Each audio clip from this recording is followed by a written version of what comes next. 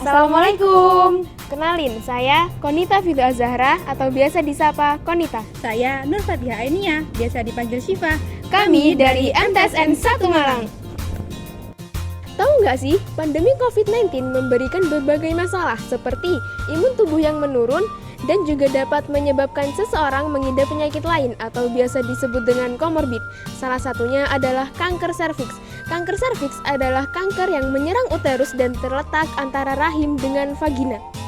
Apakah kalian tahu, pada tahun 2018, kasus kanker serviks secara global terdapat 600.000 kasus baru dan 300.000 kasus kematian setiap tahunnya, di mana 80%-nya terjadi di negara berkembang.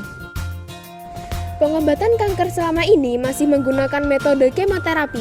Namun metode ini memiliki efek samping bagi tubuh loh. Nah, di sisi lain ada pengobatan alternatif nih yang minim efek samping, yaitu dengan bahan alami dari ekstrak-ekstrak tumbuhan atau hewan. Pengobatan ini mampu mendetoksifikasi jaringan darah dan merangsang sistem kekebalan untuk bersama-sama melawan sel kanker. Hewan yang diyakini memiliki senyawa kimia untuk menghambat pertumbuhan sel kanker adalah teripang. Sebagian besar teripang memiliki nilai ekonomi yang rendah karena belum termanfaatkan dengan baik. Padahal permintaan teripang secara global di bidang farmasi meningkat secara signifikan. Selain itu, keuntungan teripang sebagai bahan obat dapat dikaitkan dengan adanya beberapa senyawa bioaktif, terutama glikosida triterpen. Dari latar belakang tersebut, kami dengan bangga mempersembahkan inovasi penelitian kami yang berjudul Identifikasi Senyawa Biokimia pada Teripang Laut Malang Selatan sebagai Potensi Anti Kanker Serviks. Tujuan yang ingin kami capai dalam penelitian ini adalah: pertama, untuk mempelajari proses ekstraksi senyawa biokimia yang terkandung dalam hewan teripang laut. Kedua, menjelaskan karakterisasi hasil dari ekstraksi hewan teripang laut. Dan ketiga, mendeskripsikan komponen senyawa dari hasil ekstraksi hewan teripang laut yang berpotensi sebagai anti kanker serviks. Sekarang kami akan jelaskan langkah-langkah ekstraksi teripang. Simak terus ya! Awalnya, sampel teripang laut diambil di pantai selatan, lebih tepatnya di Pantai Taman Ayu, Kabupaten Malang, Jawa Timur. Teripang laut tadi dibersihkan dari kotoran, kemudian dipotong kecil-kecil dan ditimbang sebanyak 1 kg. Lalu, teripang di blender agar halus dan direndam dengan etanol 96% dengan perbandingan 1:2 selama 1 minggu dan diaduk 3 kali setiap harinya. Teripang rendaman itu kemudian disaring dengan kain kasa untuk memisahkan dagingnya. Lalu disaring dengan kertas saring hingga mendapatkan larutan bening. Larutan bening itu kemudian dievaporasi dengan rotary atau rotavapor pada suhu 64 derajat Celcius. Jadi deh ekstrak teripangnya. Langkah selanjutnya difraksinasi dengan melarutkan dalam aquades dan difraksinasi dalam corong pisah dengan menggunakan parut heksana untuk memperoleh fraksi heksana dan fraksi aquades. Fraksi aquades kemudian difraksinasi ulang dengan menggunakan pelarut etil asetat yang dihasilkan dalam fraksi etil asetat dan fraksi aquades. Fraksi aquades kemudian difraksinasi kembali dengan menggunakan pelarut butanol, dihasilkan fraksi butanol dan fraksi aquades.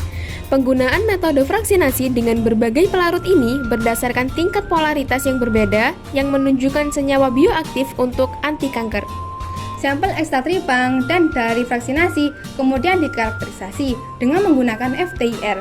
Spektrum FTIR dari beberapa sampel menunjukkan adanya kesamaan puncak. Itu berarti gugus fungsi tersebut merupakan gugus fungsi khas ekstrak teripang, yaitu CSP3H, CC, CH-methylrocking, dan CCl.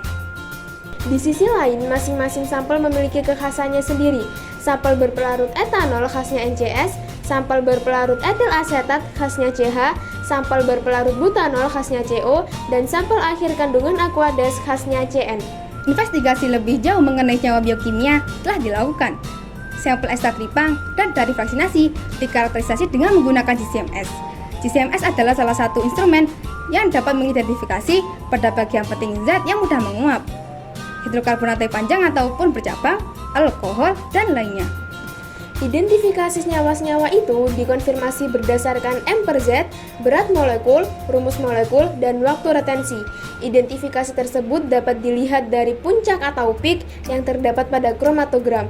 Semakin runcing suatu puncak kromatogram, maka semakin homogen senyawa yang diidentifikasi.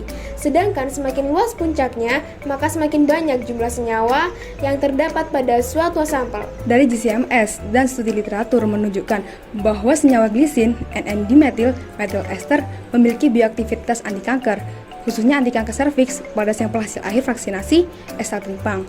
Wah, keren bukan?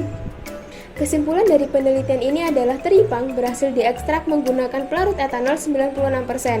Ketika diuji karakterisasi menggunakan FTIR, menunjukkan gugus fungsi yang khas. Komponen senyawa pun teridentifikasi menggunakan instrumen GCMS.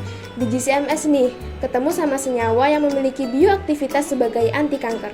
Kami punya saran nih, gunakan uji LCMS untuk memperdalam senyawa yang ada di teripang. Selain itu, harus stok teripang yang lebih banyak, biar hasil ekstraknya lebih banyak. Tentunya, mengambilnya harus di beda tempat ya. Demikian mengenai penelitian kami, semoga bermanfaat bagi kita semua. Ilmu dan baktiku berikan, sinergi berkompetisi, lanjutkan prestasi. Wassalamualaikum warahmatullahi wabarakatuh. Sampai jumpa di penelitian selanjutnya.